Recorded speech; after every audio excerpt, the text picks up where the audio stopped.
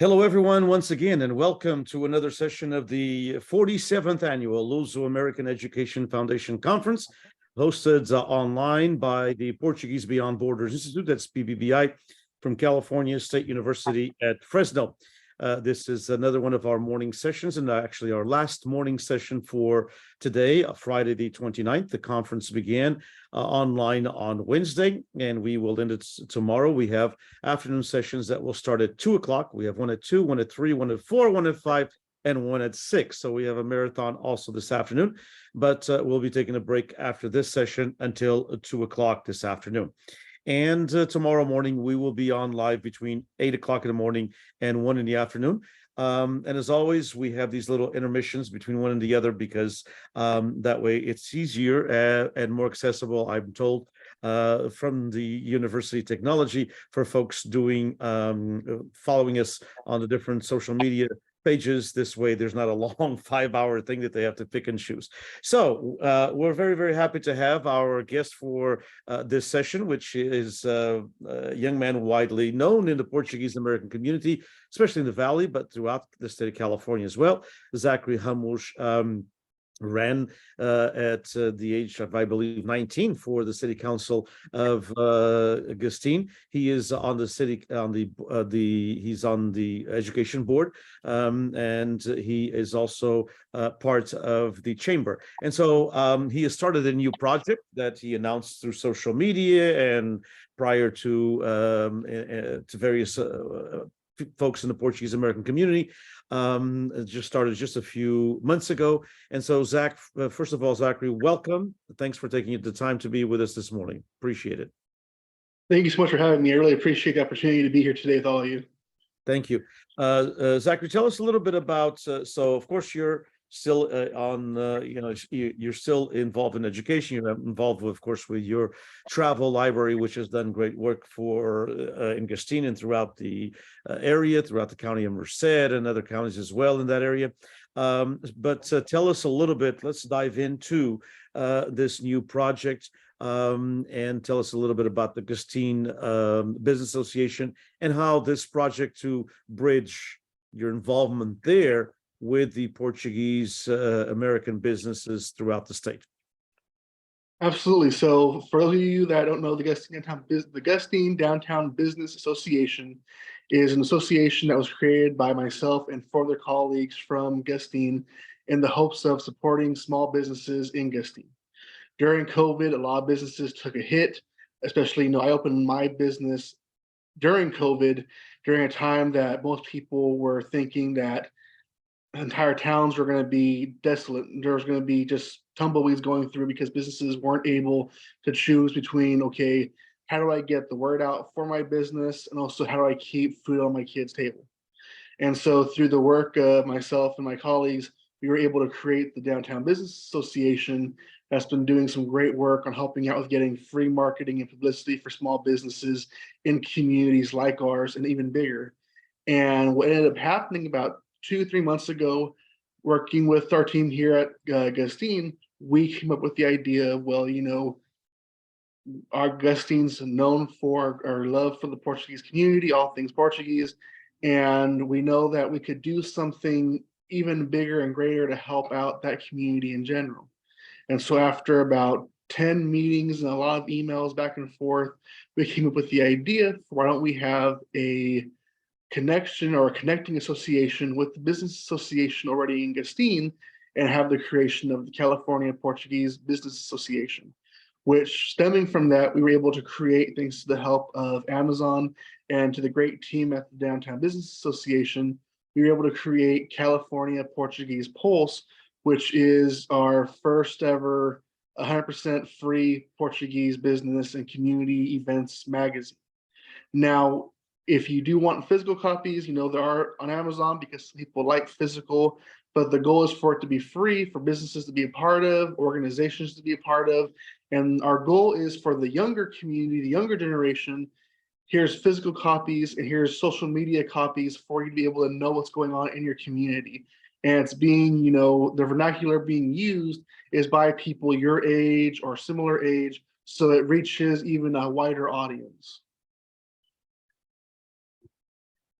Fantastic. And so how I'm going to show a little bit the California Portuguese American Pulse, but before we get to that, how through the Gustin Business Association, and of course the creation of the Portuguese American Business for California, what are your intentions as far as how to get, because California is a huge state. Sometimes people in the East Coast, forget that, we're kind of like 5 eastern states put together, as far as land mass is concerned, and even population. We're 40 million people. So what are your plans and what do you envision as far as trying to cultivate these businesses wherever they may be, because they can hook up, of course, through the internet, social media, through all the different platforms that you're going to be creating.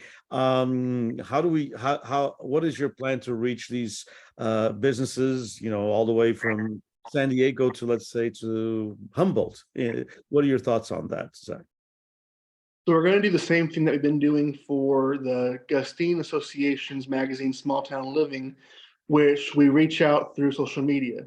We are a part of many Facebook groups across California. Same thing with Instagram. We follow a bunch of different social media pages that help work with us. And we've been making great connections with chambers of commerce, city recreation departments, as well as other associations that are like ours, to help us with not only spreading our information out, but helping also include their info. We had a great experience so far with the Small Town Living. We have about 10 plus chambers of commerce from up and down the valley that work with us to help make sure that the events, the community organizations are being shared out.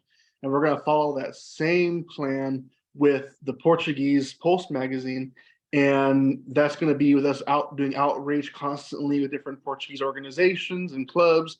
We're going to be utilizing Facebook groups, letting them know, hey, this is a resource that is free for you to use. We're more than happy to work with you, and so forth. Okay, let me try to see if I can do this. And that is share your Facebook page. I hope you can see it. I hope everyone can see that. And so here's the magazine. It's called California Portuguese Pulse. Can you see that, Zach? Okay. Yes.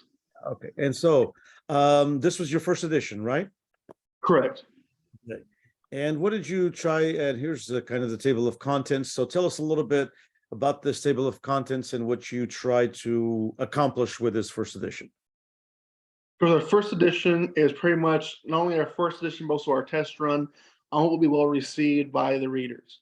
Something that we did before the creation was locally in Merced County, we did some outreach on what do you think would be interesting for a starting point.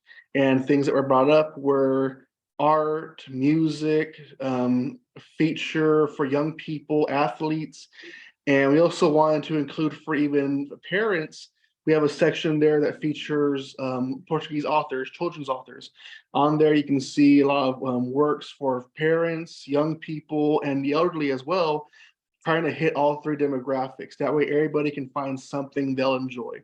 We've even included a Portuguese spotlight section. That way, in each issue, the younger ones can learn about the people that are helping keep our traditions alive. Our first spotlight is, you can see, Steve and Carol Olson, who have been cooking sopas for over 30 plus years all across the valley for different festas.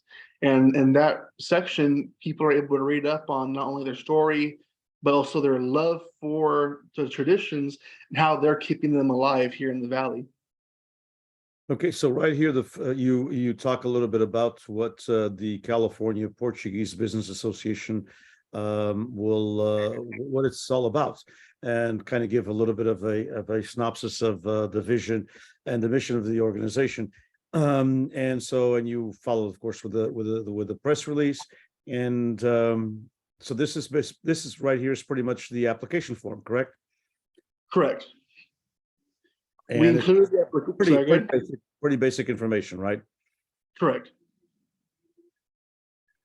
And this is, of course, your team, all young people. And kudos. This is the team that works with you at the Gustin, right? Organization. Yes. And so if we go through that, of course, how we can support it. So folks you have a story on azulejos, so try to bring a little bit of culture to it. So if people, as you said, are not into looking at these things through a screen, through one of these, that's how young people read. But if you are still quote unquote old fashioned, doesn't make a difference what your age group is. You may be 25 and old fashioned, but you can order these and they'll be shipped to you, you said? Yes, if you go to Amazon and type in California Portuguese Pulse, you can order a copy on Amazon. And we work with them on trying to keep the cost as low as possible. That way, hopefully anyone can be able to purchase one. Okay. And so here's the couple that you were saying that you featured in the Portuguese spotlight. Okay. A little bit about them and some of the sopas cooking. And so you also have the recipe there, I see, right? Correct. They were nice enough to share the recipe with us.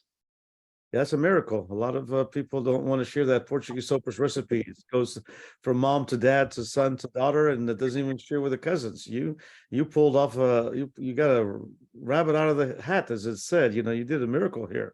Or they're probably very generous people doing that, I'm sure. And you have the upcoming events, of course, in Pismo Beach, which is interesting. You have, of course, featured here. We just talked about Angela, yourself, and Idalina. And here's you're talking. This is a little bit about the comedy of the Portuguese kids. I think you featured some of their upcoming events, correct? Yes. In California. Okay, upcoming Fado as well. And then tell us a little bit about Angela's Kitchen. How did you connect with this story? Angela's Kitchen is by a woman named Angela Castro who lives in Gastine, and she is a local Portuguese chef. She's been cooking and baking for many years now in Gastine.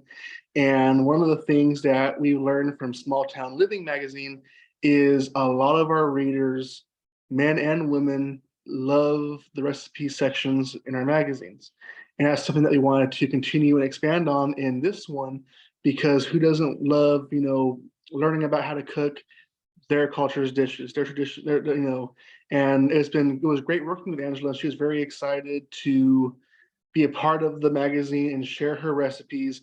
And she shared with us right after this issue came out that she would love to continue to work with us and share more recipes in the future. And you also featuring here the Portuguese Museum in San Jose. So it's your intent to feature maybe exhibits and things like that. There's actually an excellent one, as you know, going on in Kings County at the Carnegie Museum through the end of the year. So this is a way to feature also some of the happenings that are going on in the Portuguese American community. Absolutely. Anything that people think would be great to share from our community around California, we'd love to hear from everybody and be able to showcase and highlight them. And as you mentioned, there's also an athlete's part where you have here, of course, everything from basketball to surfing, right? Yes. Okay, so that's the California Portuguese Pulse. People can look it up if they do social media on your page. And do you have does the California Portuguese Pulse or the organization will also have a Facebook page as well? Yes, we had actually made the Facebook page. It's called California Portuguese Business Association on Facebook. We made it about a day after the creation of the magazine, because there was a lot of people that are messaging us, sharing with us that they'd love for there to be its own personal Facebook page. That way they could share it with their friends and family, and also to clubs and organizations to showcase that this is its own sole thing for Portuguese Americans in California to look at and go to. That way it was separate from the Gastine Business Association, so no one gets confused with the events and the stories that are going on. Fantastic. Okay, so there you have it, everyone.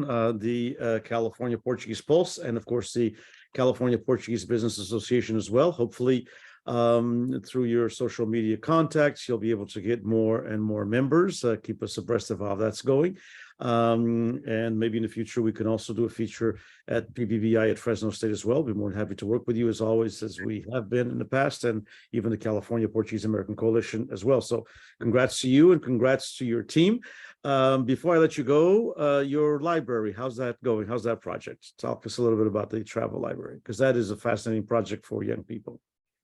The traveling library has been doing great. We are getting going. We're getting more programs and projects going. We've started getting more art exhibits because who doesn't love art with their books? And so we're going to start out with getting more and more art exhibits in the library, as well as also more kid programs. We're actually getting started on a dinosaur program for kids to actually be able to quote unquote walk with dinosaurs and meet different kinds of exhibits that are going to be in the library and be a lot more colorful as well. We've added a lot more color to the building because you want to be able to make this safe space for all to come to and attend. And it's been very great to be able to meet all the different people that come and visit. We've had people come from Carmel, come from Monterey, come from Sacramento during all the events that we have that have family that live here.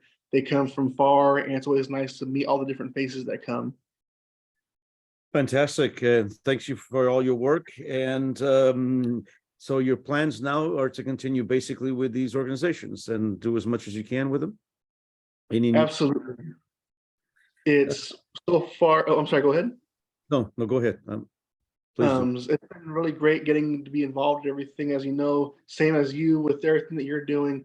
I like to stay busy and keep doing things, and with the library and with this now, and I'm very grateful for the team that I've been blessed with to be able to keep on doing all of this with the different programs and different organizations that we work with, because we've been branching out more and more. We're trying to help the youth out here in Merced and across the state. We've been blessed with each county has their own different county offices and program directors. And we've been blessed with different people with working with us and being able to open their doors to us, because there's so much that we want to do to help youth, not only with literacy and education, but also help with those that might be low income or dealing with things. It's been a blessing to have these different programs wanting to work with us, and we're very excited to see what the future holds. Indeed. Well, and congratulations again on the California Portuguese Business Association. Hopefully all of the different businesses can join. Congratulations on your magazine. What is your what do you envision as far as the publishing of it online, or people can order it, as you mentioned, through Amazon? But what is your thoughts as far as when it's going to be published? Is it going to be something that you're going to publish a few times a year, or do you have any idea on that, how that's going to work? So after some discussion on that topic, we decided that we're going to try to do it the same as Small Town Living and have it be tri-monthly. That way there'll be an issue for each season. And if we get more interest for it, or if we get enough information, we could make it where there's more issues that come out. But for the time being, it's every 3 months. Okay, that's fantastic. So 4 times a year. The Portuguese Pulse will be out with lots of good information, as you saw it there, very colorful, very well done. So congratulations to your team. It's very well done. It's enjoyable to look at. It's enjoyable to read. It's not very small font, so for those of us who wear glasses, it's good. You know, we can see it. And of course, being online, we can make it bigger, which is a plus. So congratulations to you. Congratulations to your team. Portuguese Pulse, we highly recommend it on behalf of PBBI. Thank you for all you do, Zachary, and thank you for taking the last almost half hour here with us to talk to you about this project. So congratulations to all you do, and as you all know, on behalf of PBBI at Fresno State, we're here to help anything that we can, and of course, Luso American Education Foundation as well, and the California Portuguese American Coalition. Thank you so much, and we hope to see you soon in person, if not online in one of these events. Take care. Thank you. Thank you. That was Zachary Ramos. Zachary, of course, is with the Augustine Unified School District, and he is also the founder of the Portuguese American Business Association for California, and also California Pulse, which you've just seen.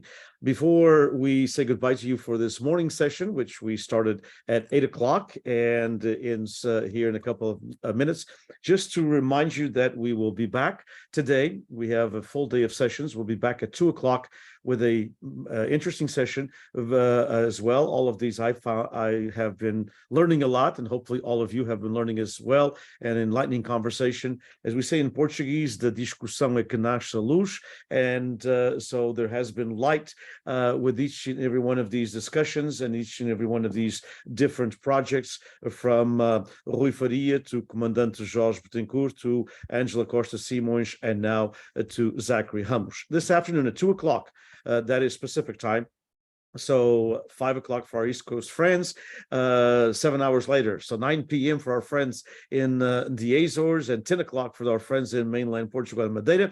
We will have a fascinating presentation from Professor Michael de Matos, a good friend of mine who's on our board of Bruma Publications, on the executive board. And Dr. Michael de Matos will be talking about the Portuguese presence in Hawaii at the beginning of the 20th century. So it's a fascinating presentation that he's done, part of his doctoral thesis, doctoral dissertation, I should say, and it's just magnificent. So I would recommend that you be with us at 2 o'clock in the afternoon. At 3 o'clock, we have a panel presentation called The Values of Democracy in the Portuguese American community. How do we continue with fostering those legacies of April? The legacies of April, as they were explained to us this morning by Commandant Jorge Betancourt, are liberdade, freedom, no to repression, and no to dictatorship. Peace, the end to wars, no wars, and no colonialism. That was, of course, back in at that time, but there's new forms of colonialism, folks, and there are all kinds of wars, as we all know, and justice, social justice, and justice for all. So these three pillars of the legacies of the April Revolution: freedom, peace, and justice. How do we also apply that in our everyday lives in the Portuguese American community? That is at 3 o'clock. And then at 4 o'clock, innovation and tradition. We'll talk about some upcoming festivals that have taken the tradition to a different realm. That will be a very interesting conversation. At 5, we're going to have a small presentation on the 25 de Abril. It's actually an encore presentation with Portuguese slides, but then in English, about what led and how the revolution happened. So most of our sessions have not been about the revolution, but about the effects of it, in the community and beyond. And then at 6 o'clock, we have a session. And all of these, by the way, will be in English at 2, 3, 4, and 5. And then at 6 o'clock, we turn back to Portuguese, and a comunidade que éramos e a comunidade que somos will have 3 folks who are involved and have been, in one way or another, involved in various aspects of the Portuguese American community. We have 2 from the Bay Area, East and Silicon Valley, and we have 1 from San Diego. So it'll be a very statewide discussion in Portuguese about the community that we were and the community that we are. We must have, as our chairman of the board, Lino Pimentel, has said in the past, we must have an aha, the Jesus moment. And indeed, that's what we're trying to do with all these presentations. Basically, face the music and look at what can be done. This is not alarming. Things will continue, but I think that we can make things a lot better than what they have been, especially by what just happened in the last 3 years with the pandemic. There is good future for the Portuguese in California if we all pull together and if we all work at the new avenues that have opened up through technology, through social media platforms, through other technological platforms, and reach really a Portuguese American organizations throughout the state, and have a platform that bridges together a lot more of us. And that's what we're trying to do with the Luso Conference. And then tomorrow will be our last day. We'll again start at 8 o'clock in the morning. And we will end with our closing ceremony at 1 o'clock in the afternoon. So it'll be between 8 in the morning and about 1:30 tomorrow. Take care, everyone. We'll see you at 2 o'clock Pacific time for the continuation of the Luso American Education Foundation Conference, hosted by the Portuguese Beyond Borders Institute at California State University, Fresno. Take care, everyone.